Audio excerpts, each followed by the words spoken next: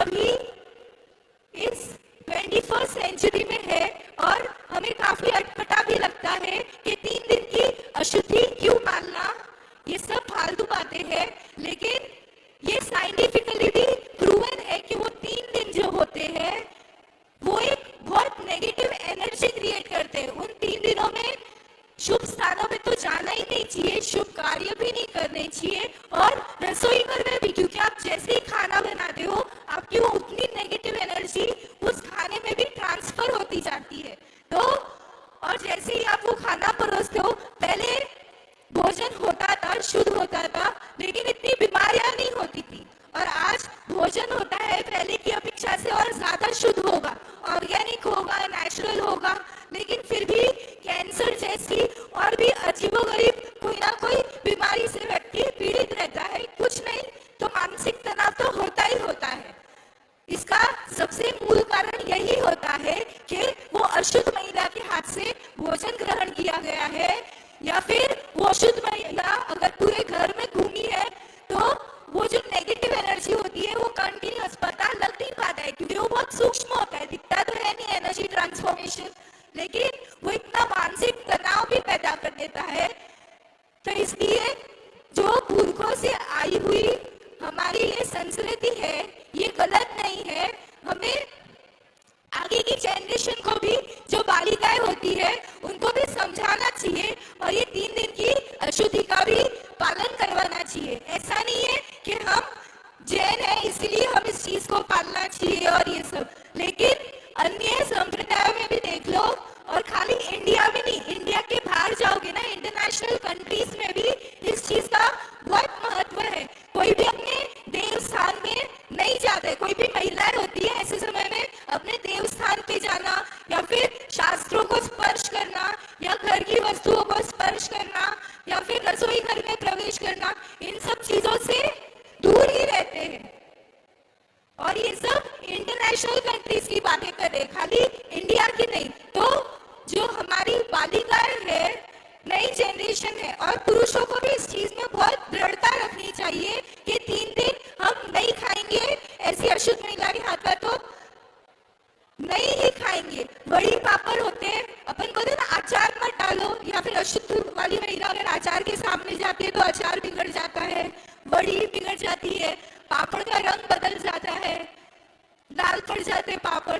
तो कुछ किया क्या, स्पर्श किया, उसने पापड़ बनाए थे, सिर्फ देखा या उसकी छाया पड़ गई और उसमें ये सब चीजें खराब हो जाती है।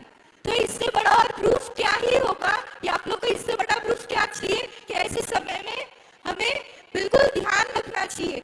आचार्य भगवान अपने जब शिक्षण काल में भी कभी ऐसी परिस्थिति बनती, सबसे वरिष्ठ भ्राता थे तो अपने जो छोटे भ्राता थे, सारे भाई बहन थे, उनके लिए भी भोजन पकाते थे, जैसा है वैसा।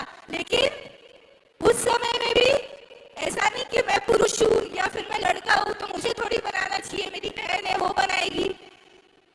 तो थोड़ा कुछ बेसिक वगैरह, ज्यादा नहीं तो कड़ी खिचड़ी तो कोई भी बना लेता है, खिचड़ी तो कोई भी चढ़ा ही सकता है।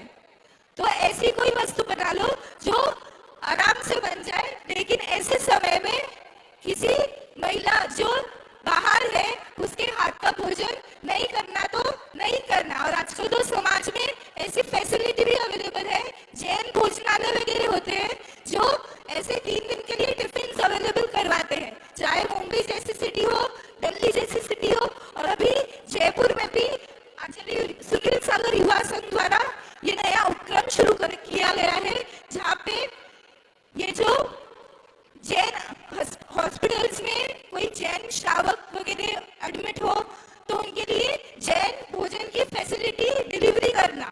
फिर कोई महिला अगर नहीं जा पा रही हो या कोई कारण बन गया हो तो उनके लिए शुद्ध भोजन घर तक पहुंचाना, बिल्कुल मामूली अमाउंट में और भरपेट खाना वगैरह मिलता है। तो हमें ऐसी फैसिलिटीज का भी ऐसे समय में यूज करना चाहिए, लेकिन पथभ्रष्ट नहीं होना चाहिए, संस्कृति का संरक्षण करना चाहिए। बच्चों का विकलांग होना या फिर याददाश्त कमजोर होना, कोई ना कोई इंटरनली कोई या तो नस दबी होगी या मेंटल कुछ प्रॉब्लम होगी, ये सब इसी का एक कारण होते हैं। पता नहीं लगता है, लेकिन कहीं ना कहीं भोगने में आता है। वो जीव की भी वैसी योग्यता मान लो, लेकिन गलतियां हमसे भी हुई होती है और उसी का उदय हमें भी भोगना पड़ता है। इसलिए ऐसे दिनों में हमें बिल्कुल सावधान रहना चाहिए।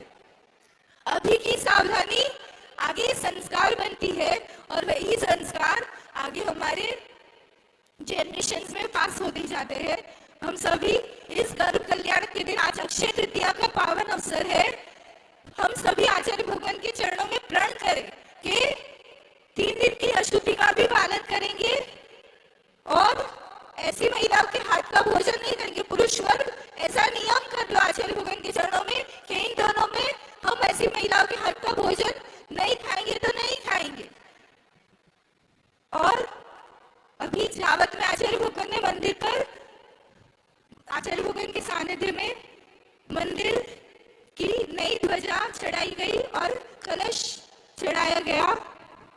यहाँ पर भी 21 साल बाद मंदिर का नवनिर्माण होकर प्रतिष्ठा हो रही है। आसान नहीं होता है ऐसे बड़े बड़े कार्यों का संपन्न होना। जब एक मंदिर बनाना उतना मुश्किल है जो कि पुद्गल का होता है, तो इस चेतन आत्मा को भगवान बनाने में कितना पुरुषार्थ करना पड़ेगा। इतना पावन सानिध्य मिला है और इतना पावन दिन मिला है। आज अक्षय तृतीया है, रवि योग है और साथ में सर्वार्थ सिद्धि योग भी है। तो आचार्य भगवान के चरणों में आप सभी कोई ना कोई अच्छा संकल्प करें, नियम करें और अपने जीवन को भी उन्नत बनाए। इन्हीं मंगल भावनाओं के साथ आचार्य भगवान सुनील सागर जी गुरुदेव